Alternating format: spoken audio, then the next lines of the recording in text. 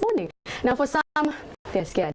For some, they know they're putting each and everything that was required for them to actually be able to give the best. So for those, we'll be seeing a number of them saying, I got a 4, I got a 5, I got a 6, and a number of schools celebrating. And of course, the headline tomorrow will definitely be in regards to the results that have been released. Now, for the last, just looking at 2017 and also 2016, we have seen an improvement in the PLE results from about over 80%. In 2016, it was actually 87.2%. And as of last year, within the results released of 2017, we had 90.9% improvement. And having that more girls are actually being able to pass than boys, you know, at the end of the day, it goes back to boys and girls. But in the conversation this morning in regards to the PLE results 2018 that are going to be released, I am joined by Farida Nanserika, who is coming in from Uwezo to Waweza, East Africa.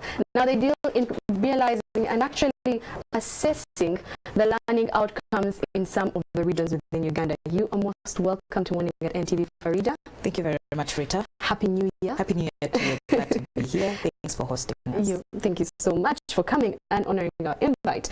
Now, this morning, let's simply talk about trying to manage expectations. Yeah, before we can get into that, for those who are saying, will they actually pass? Are they going to, for parents, for also the students, the P7 buckets that are actually watching this, and for those who have a sibling or a cousin, we're going to first talk about the learning outcomes before we get into the expectations. The learning outcomes in regards to what should and what qualities should someone who has such P7 actually have by the end of the 7 years? Basically, a child goes through 7 years of schooling, and others have actually realized pre-primary education. At the end of the day, the child and the parents expect that this child should be able to at least get a 4. Everyone is looking at a 4. Everyone is working extremely hard. The children read and spend sleepless nights doing a lot of revision with the expectation that they are going to pass and move on to another level.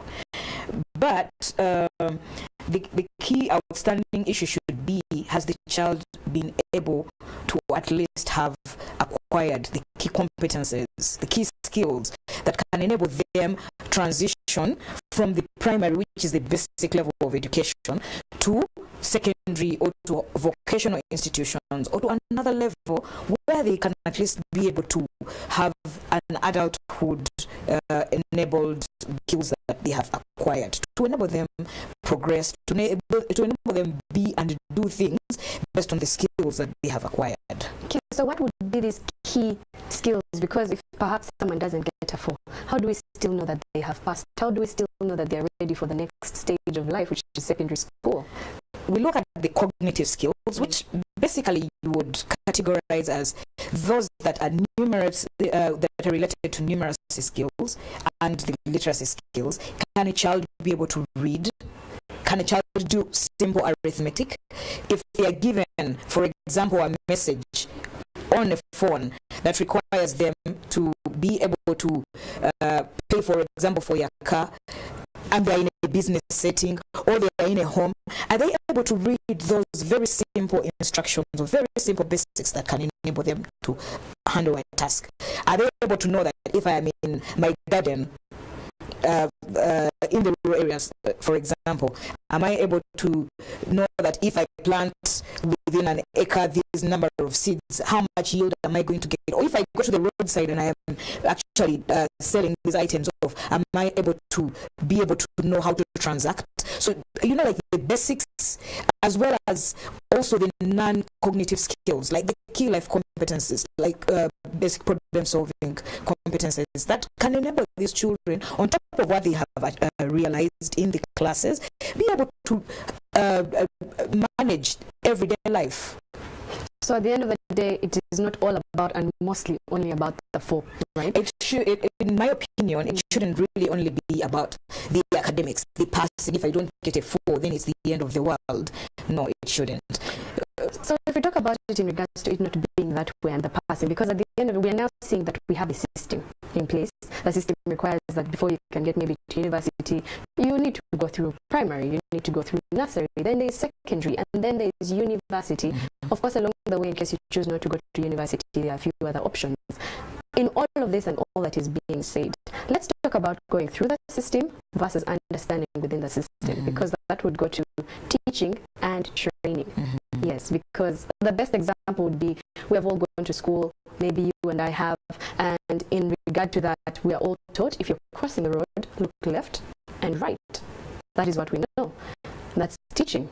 Training would be, look left.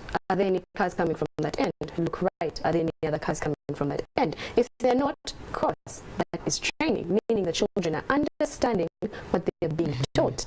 Now, speaking of that conversation, where does that, and where do you see our Ugandan education in regards to training versus teaching? Quite often you realize that the curriculum, the primary school curriculum, is really one that should, or that enables a holistic child to be developed or instructed.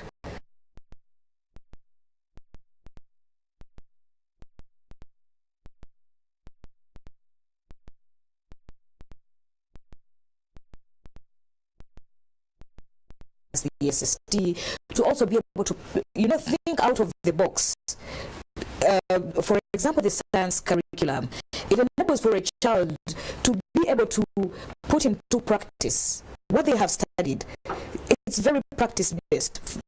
You look at cases where children are even, the examples given can enable a child go back in the backyard, plant some maize, know that if I mulch or if I add manure to it, I'm able to realize that my crops will grow well. So it's practice-based, and it enables a child to at least even survive out of the classroom and be able to do certain things beyond that.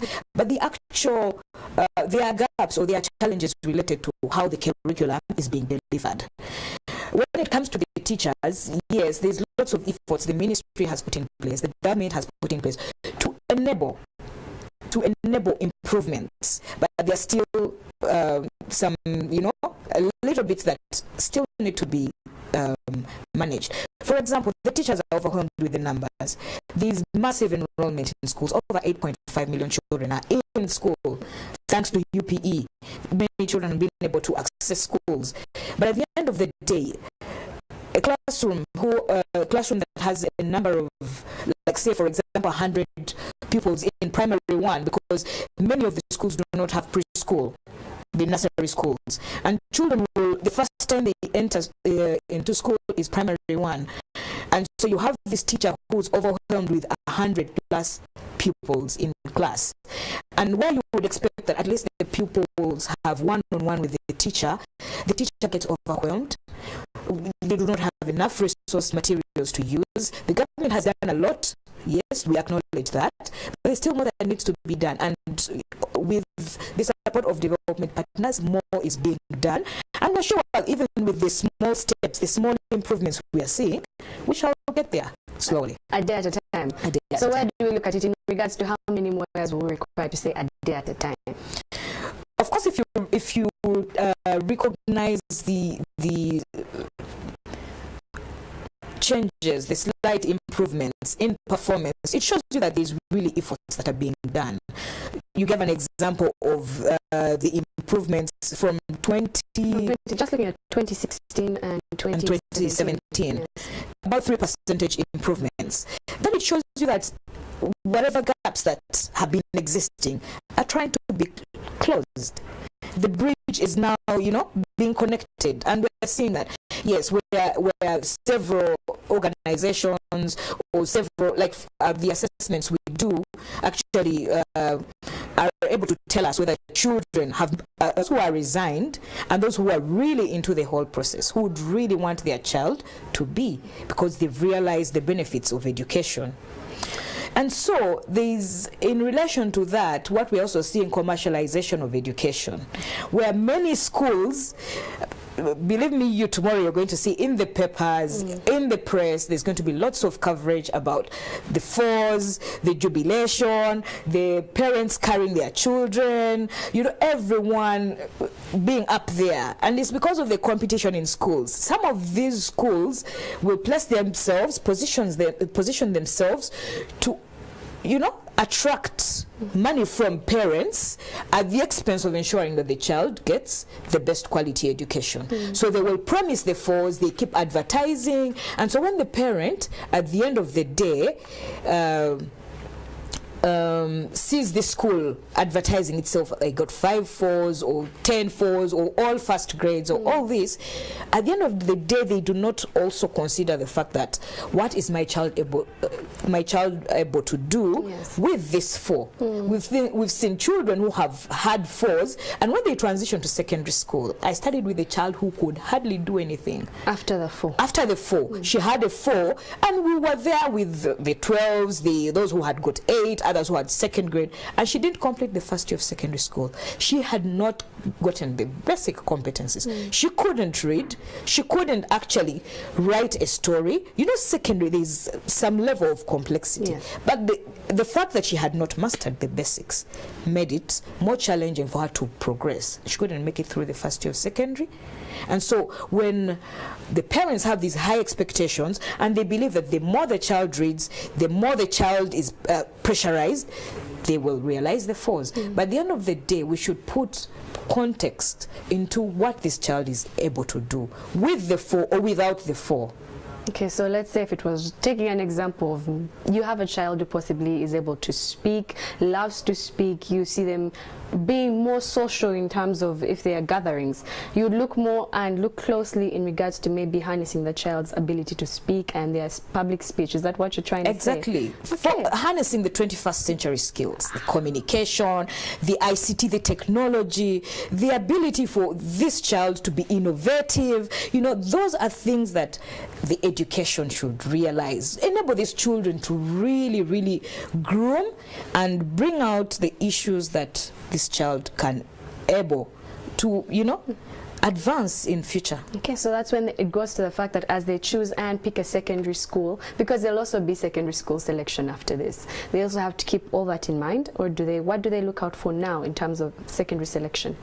Most parents, I believe, look out for those schools that also realize the good grades at senior 4 and at senior 6, because we are in a situation where everything has been exam oriented. So if a school produces this number of passes or this number of grades, that's where I want to take my child, but also not considering the child's interests. A child might want to be a musician, for example. They might want to be a fashion designer. They might want to actually be a carpenter. And you know, they are really unique at identifying those sports and creating a very beautiful design out of something. But the parent is pushing this child. I want you to go to this school so that you become a doctor or you become a lawyer. And then at the end of the day, there's conflict between what the parent wants and what the child wants. So this child is forced into something, and even when they are reading, they don't have the passion, and you get to see them at crossroads. Yes. Yeah. So in order to make sure you avoid the crossroads, a simple word of advice that I have picked from Farida this morning is this: we are in the 21st century. As a parent who might be expecting and is anxious about the results later on today, think about innovations. It's not all about the 4 anymore. There's more to it. Look at your child and pay attention to what talents they might have and harness them. Thank you so much, Farida, for joining us this morning. And thank you for all of you that have been a part of Morning at NTV today. Have yourselves a lovely day. I am Rita Kanya.